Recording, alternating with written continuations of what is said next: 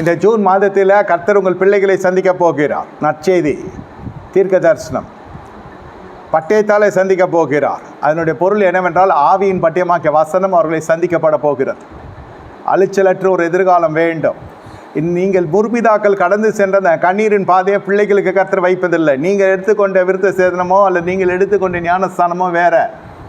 ஆனால் பிள்ளைகளுக்கு கொடுக்கப்படுகிற ஞானஸ்தானம், பிள்ளைகளுக்கு கொடுக்கப்படுகிற காரியங்கள் எல்லாம் யோசுவாவின் தலைமைத்துவத்துக்கு போல ஜெயத்தின் தலைமைத்துவம், பரிசுத்தாவினுடைய தலைமைத்துவத்தில் காணப்படுகிறது. இங்கே மாம்சத்துக்கு வேலை இல்லை, மாம்சத்துக்கு வேலை இல்லை. பரிசுத்த ஆவியானவர் வெளிப்படுகிறது பொழுது, அவருடைய வழிகளின்படி போகிற பொழுது நமக்கு சுபீட்சம் மட்டுமல்ல, சுதந்திரம் மட்டுமல்ல, நமக்கு ஒரு நல்ல விடுதலையோடு கூட கர்த்தரை ஆராதிக்க போகுது. முற்பிதாக்கள் எல்லாருக்கும் ஒரு மனதில், எல்லா மதத்தை சேர்ந்தவர்களுக்கும் ஒரு எண்ணம் இருக்கும். என்னென்னா, நம்ம பட்ட கஷ்டம் நம்ம பிள்ளைங்க படக்கூடாது. இது ஆண்டவருடைய பிள்ளைகள் மட்டுமல்ல, ஆண்டவர் அறியாதவர்கள் கூட இந்த எண்ணம் இருக்கும். பிள்ளை பெற்றெடுத்தாலும் எல்லாருக்குமே ஒரு காரியம் இருக்கும், என்னை காட்டிலும் என் பிள்ளை மேலே வரணும்னு. ஆனால் கால சூழ்நிலைகள் அப்படி செய்ய முடியாமல் போய்விடும். நல்லா படித்த பெற்றோருக்கு, நல்ல வசதியான பெற்றோருக்கு பிள்ளைகள் திருமணம் ஆகி போகிற பொழுது நல்ல இடத்துல திருமணம் கொடுக்க வேண்டும், செய்து கொடுக்க வேண்டும் என்ன இருக்கும். இந்த பிள்ளைகள் எடுக்கிற தவறான தீர்மானங்களும் தவறான ஐக்கியங்களும் பாராட்டுகிற அன்பும் தகப்பனையும் தாயனை விசனப்படுத்தும். சிலர் சாபத்தோடு வாழ்க்கையை துவங்குவார்கள், சிலருடைய வாழ்க்கை வித்தியாசமாக இருக்கும். தாய் தகப்பனுக்கும் அவர்கள் வாழ்க்கைக்கு வித்தியாசம் இருக்கா, மிகப்பெரிய வித்தியாசம் இருக்கும். பொருளாதாரத்தில் மட்டும் சொல்லலை, சமாதானத்திலும் சந்தோஷத்திலும் பரஸ்பரத்திலும். அதனால தான் எல்லாரையும் கூப்பிட்டு தேவ சமூகத்தில் இந்த திருமணம் ஆசீர்வதிக்கப்பட வேண்டும். அப்பொழுது தான் உங்கள் திருமணத்தின் மீது இருக்கிற சாபம் அநேகருக்கு தெரியாது, திருமணத்தின் மீது இருக்கிற தீட்டுகள் அநேகருக்கு தெரியாது. திருமணமும் ஒரு விதத்தில் விருத்த சேதனம் பண்ணப்பட வேண்டிய ஒரு பகுதியாக இருக்கும். அது சொன்னால் ஷாக்கிங்காக இருக்கும். நிறைய பேர் this be shocking news for many. என்னைய திருமணத்தில் என்னைய விருத்த சேதனம் பட்டயம் அங்கே பிரகடனப்படுத்தணும்னு சொல்ல வரேன். விருத்த சேதனம் என்றாலே நீங்கள் சரீர ரீதியாக பார்க்கக்கூடாது. விருத்த சேதனம் என்றாலே பட்டயத்தை தூக்குகிற ஒரு நேரம். அது உயிர் நாடி என்பது மட்டுமல்ல, ஜீவ சுவாசத்துக்கு ஏதுவான மிக முக்கியமான காரியத்தில் பட்டயம் வைக்க வேண்டும். எல்லாவற்றுக்கும் பட்டயம் தேவை விசுவாசிகளுக்கு. அப்போ தான் நீங்கள் ஆவிக்குரியத்தான் செய்ய முடியும். திருமணத்தில் என்ன தீட்டு இருக்கிறது? உங்களை இஷ்டப்படி நீங்கள் திருமணத்தில் செய்து இஷ்டப்படி துணைகளை தேர்ந்தெடுத்து கொள்ளுகிற பொழுது தாவீது தேர்ந்தெடுத்து கொண்டார் பத்சேபால. அந்த பிள்ளை என்ன ஆனது? கர்த்தர் அதை கேவலமாக அடித்தார்.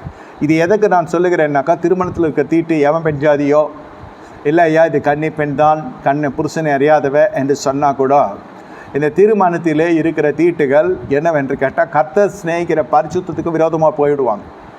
இந்த ஞாயிற்றுக்கிழமை ஆராதனைன்றதுக்காக மட்டும் நான் சொல்லவில்லை. இந்த 1ஆம் தேதியிலே புரிந்து கொள்ளுங்க. திருமணமாகாத பிள்ளைகளை வைத்திருக்கிறவர்கள், திருமணமான தம்பதிகளும் புரிந்து கொள்ளணும். நம்முடைய கல்யாணத்திற்கு இந்த நாட்டின் வழக்கத்தின்படி ஒவ்வொரு நாட்டில் கல்யாணம் ஒவ்வொரு விதமாக நடக்கும். நான் கர்த்தருடைய கிருபையினால் இந்த வைபவங்களெல்லாம் நான் கலந்து இருக்கிறேன், இந்த நாடுகளுக்கெல்லாம் நான் போயிருக்கிறேன். இது பெருமைக்காக சொல்லவில்லை, கர்த்தருடைய நாம மகிமைக்காக சொல்லுகிறேன். ஒவ்வொரு கலாச்சாரத்திலும் ஒவ்வொரு விதமாய் திருமணம் நடக்கும். ஆனால் கிறிஸ்துவ திருமணமே சொல்லுகிறேன். அதே போல் அடக்காராதனை நாட்டுக்கு ஏற்றபடி சட்டத்துக்கு ஏற்றபடி காணப்படும். இங்கெல்லாம் அடக்கம் மறுநாளே நடந்துடும். சில நாடுகள்லாம் 6 மாதம் 1 வருஷம் கழித்து கூட நடக்கும். இப்போ அதெல்லாம் நம்ம தலைப்பு. இந்த இடத்துல விருத்த சேதனம் எதிலெல்லாம் தேவை என்பதை நீங்கள் புரிந்து கொள்ளணும். திருமணத்தில் தங்கி இருக்கிற மாசுகள் தகர்த்தெறியப்படணும். சிலருடைய வாழ்க்கையை உங்கள் முற்பிதாக்களை யோசித்து பாருங்கள். நான் சொல்லுகிறதுக்கும் உங்கள் முற்பிதாக்களுக்கும் யோசித்து பாருங்கள். வியாதி வியாதி வியாதி வியாதி வியாதி ஒன்று, அது ஆஸ்பத்திரியின் கையமாக இருக்கும். அடுத்து அப்படியே பரம்பரை சொத்து போல் அது ஹெரிடிட்டி டிசீஸாக நெக்ஸ்ட் ஜென்ரேஷனுக்கு வச்சுருவாங்க. தாய்க்கு சுகரு, மகளுக்கு சுகரு, தாய்க்கு தகப்பனுக்கும் என்ன வியாதி அப்படியே பிள்ளைகளுக்கு வருகிறது இல்லையா?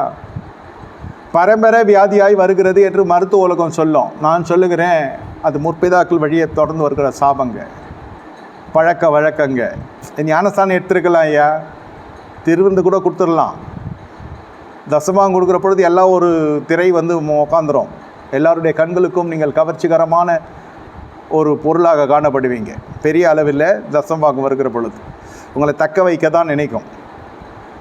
உங்களை தக்க வைக்கவும் தங்கத்தை தக்க வைக்கிறது தான் சாமர்த்தியன்றது போல் இருக்கும் சபை.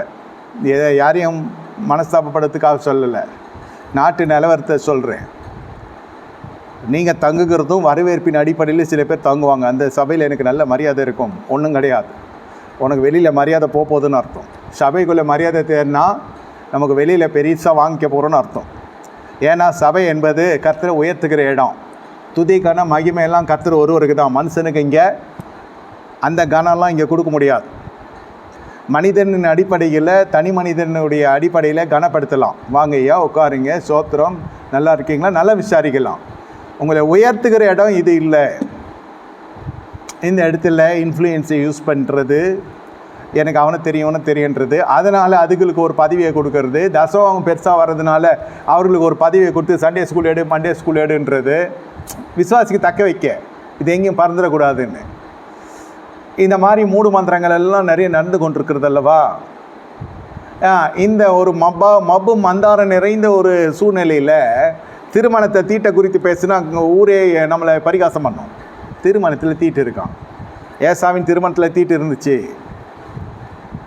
இருந்துச்சா இல்லையா? தாவீதின் திருமணத்தில் தீட்டு இருந்துச்சா இல்லையா? ஆமாம், தாவீதின் திருமணத்தில் தீட்டு இருந்துச்சு. அதனால் அந்த குழந்தை செத்துச்சு. உங்கள் பாவங்கள் உங்கள் சந்ததியரை தொடரும். உங்கள் பாவங்கள் உங்களோடு பயணப்படும். இந்த திருவிருந்த நேரத்தில் நீங்கள் அதை புரிந்து கொள்ளணும். இந்த திருவிருந்த நேரத்தில் இதில் கொடுக்குற ஒரு முக்கியத்துவம் கொடுத்து சனிக்கிழமையிலே உபவாசம் இருந்து நீங்கள் உங்களை பரிசுத்தப்படுத்தி கர்த்தருடைய சமூகத்தில் உங்களை தாழ்த்தி ஒப்பு கொடுத்து வருகிற பொழுது இணைக்கப்பட வேண்டிய இடத்துல இணைக்கப்பட வேண்டும், உடைத்து கொள்ள வேண்டிய இடத்துல உடைத்து கொள்ள வேண்டும், ஒப்புரவாக இடத்துல ஒப்புரவாக வேண்டும், கொடுத்து தீர்க்க வேண்டிய இடத்துல கொடுத்து தீர்க்க வேண்டும், பேச வேண்டிய இடத்துல பேச வேண்டும், மௌனமாக இருக்க வேண்டிய இடத்துல மௌனமாக இருக்க வேண்டும். இது எல்லாம் ஒரு க்ஷணப்படுத்தி பரிசுத்த உணர்த்தி விடுவார். ஒவ்வொரு குடும்பத்துக்கும் ஒவ்வொரு தனி மனுஷனுக்கும் சேர்த்து சொல்கிறேன். அப்பொழுது என்ன நடக்கும் என்றால் உங்களுடைய தனிப்பட்ட ஜீவம் பரிசுத்தம் அடையும். ஆனால் திருமணம் எப்பொழுது பரிசுத்தம் அடைகிறது? கணவனும் மனைவியுமாக அந்த எடுக்கப்படுகிற உடன்படிக்கையை அனுதினமும் நினைத்து பார்க்கிறோமா என்று கேட்டால், திருமணம் என்று நினைத்தாலே கோபம் வந்துடும். தெரியாதரமாக நடந்த ஒரு விபத்து, இது விவாகம் அல்ல, இது விபத்து. வாழ்ந்து பார்த்த உடனே தான் தெரிகிறது இது சரியில்லைன்னு. இது நோ எக்ஸ்சேஞ்ச். இந்த விஷயத்தில் எக்ஸ்சேஞ்ச் கிடையாது. மேனுஃபேக்சர் டிஃபெக்ட்னும் சொல்ல முடியாது. இதுதான் திருமணம். இதில் வாழ்விலும் தாழ்விலும் சுகத்திலும் துக்கத்திலும் மன அளவிலும் சரீர அளவிலும் நம்ம கூட இருப்போம் தான் ஒருத்தருக்கு ஒருத்தர் உறுதிமொழி கூறுகிறது. ஆனால் இருக்கிறோமா? பிள்ளைகள் பிறந்தோன்னு பிள்ளைகள் பட்சத்தில் போகிறோமா? அல்ல திருமணமான உடனே இன்னும் பெற்றோர் பட்சத்தில் போகிறோமா? பெற்றோர் தேவை, பிள்ளைகள் தேவை, இது எல்லா உறவுகளும் தேவையான உறவு தான். ஆனால் சில சட்ட திட்டங்களின் படி நீங்கள் பார்க்குற பொழுது லாபான் இடத்திலிருந்து யாக்கோபு புறப்பட வேண்டியதாக இருக்கிறது. அந்த 2 பெண்களும் யார்? ராகேலும் லேயாலும் உடனே இப்போ ஒருமனப்படுகிறாங்க. இதல்லவா திருமணம்? திருமணத்தில் பல போராட்டங்கள் இருந்துச்சு. கர்த்தருடைய சத்தம் கேட்கணும். திருமணத்துக்கு பிறகு கர்த்தருடைய சத்தம் கேட்குதா? திருமணத்துக்கு முன்பு கேட்ட சத்தம் திருமணத்துக்கு பிறகு கேட்கறதில்லை. திருமணத்துக்கு முன்பு கிரியை செய்த கிருபைகள் திருமணத்துக்கு பிறகு சிலர் கிரியை செய்யறதில்லை. திருமணத்துக்கு பிறகு நடக்கிற காரியங்கள் கர்த்தரை விட்டு விலகிறதா இருக்கிறதா? ஆதி விசுவாசிகளாக இருக்கிறவர்களுக்கு சொல்லுகிறேன். அந்த திருமணத்தினால சிம்சோனுடைய வீடு போல காணப்பட்டது. அந்த அம்மா நகரவே இல்லை அந்த இடத்துல இருந்து. அதுக்கு காரணம் திருமணத்தில் வருகிற தீட்டின முக்கிய காரணம் வாலிபர்கள் செய்கிற பழக்கத்தின்படி சிம்சோன் ஐயா பேச்சுலர் பார்ட்டி கொடுத்தாரு. குடியும் கோழி பிரியாணியும் சொல்கிறாங்க இல்லையா, அது போல் எல்லாத்தையும் போட்டு செலவு பண்ணி வாலிபர்கள் அவ்விடத்தில் செய்கிற வழக்கம் அது.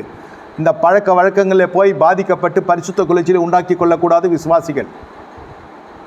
திருவிருந்த நாளில் இதை நான் எச்சரிக்கை கடமைப்பட்டிருக்கிறேன். போதகனா நீங்கள் போவீங்க உங்களுடைய சொந்த இடங்களுக்கு, அந்த இடத்துக்கு ஏற்ற ஒரு கலாச்சாரம் இருக்கும். இப்படி தான் கர்த்தரை தொழுது கொள்வோம். என்ன, காலையில் சர்வீஸ் முடிச்சுட்டு 11 o'clock மேட்னி ஷோ போயிட்டு 3 மணிக்கு விட்ருவாங்க. வீட்டுக்கு வந்து சாப்பிட்டுட்டு கொஞ்சம் இலைப்பாட்டு 6:30 மணிக்கு ஒரு ஈவினிங் சர்வீஸ் வருவாங்களாம் இருக்கிறாங்க.